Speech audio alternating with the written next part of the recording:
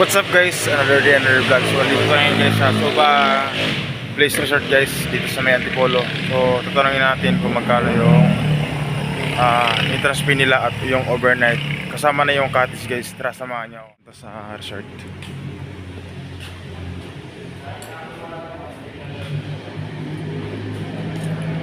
Front desk. Ilang mapagtanungan. Hello ma'am, good evening po. Ma'am, tanong lang mo, magkano yung ano nyo dito? Yung entrance fee?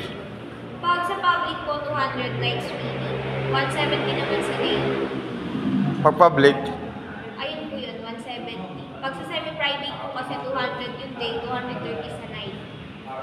200. Pag sa gabi, Saan po? Sa semi-private? Oo. 230 po. 230. Pag sa public, 200. 200. Then, pag ano ma'am, pwede, pag mag-arkila ng video, okay, magkano? 1.5 po. 1.5. Then, 1.5. Tapos, yung cottage naman, magkano? Ilang packs po? I think, 10 to 15. 10 to 15 packs. 950 yung nandito sa public. 1,050 naman yung nasa semi-private. Ang public natin is 950. 50. Din yung sa semi-private, 1,050. 1,050. Pero pwede mag-video, okay? Pwede naman po. Magkano yung renta nun? 1.5. 1.5. 1.5. Entrance fee is 1. Yung public 1. 170 sa day, 200 sa night. 200 sa night. Then, sa cottage natin is 90. 950. Tapos yung video okay is 1.5. Pagdating naman sa ano natin mo, sa mga drinks, food, yung katulad ng alak, Merong 4H. Kung may dala po kayong alak, 60 per bottle. Sa soft drinks, 50 per bottle. Yun lang. Tapos kung gagamit naman po ng electricity, magdadala ng rice cooker, mag-charge ng phone. Okay. 150 po kung cellphone charge lang. 200 naman kung may dalang rice cooker or may electric stove. pero pwede mag-ihaw. Pwede naman po. Okay. So, yun lang. Kasi, yung mga kasama namin, nagpapa-sit book or ano. Magbubuk po ba kayo?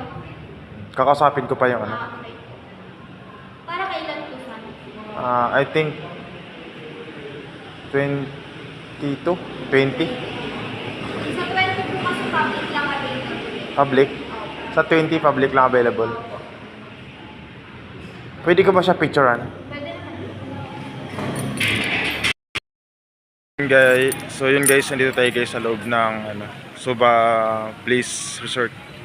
So ito yung nasa likod ko guys, ito yung sa may semi-private.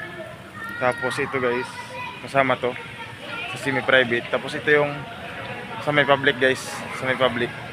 Din yung sa entrance fee nila guys sa public is sa gabi 200 pesos. Tapos yung sa umaga is 170.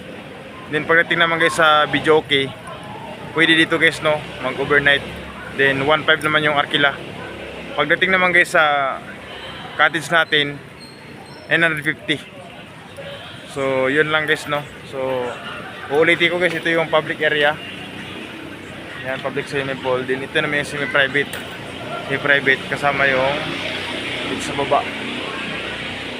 So yun guys, papakita ko lang sa inyo guys yung view ng swimming pool dito sa Antipolo City, malapit sa may Robinson Suba Place Resort.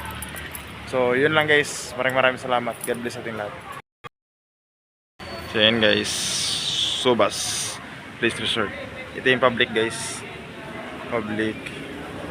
So, ito rin yung semi-private. Yan, dito. Saka doon naman guys yung semi-private din. Ano na. So yun lang guys, God bless.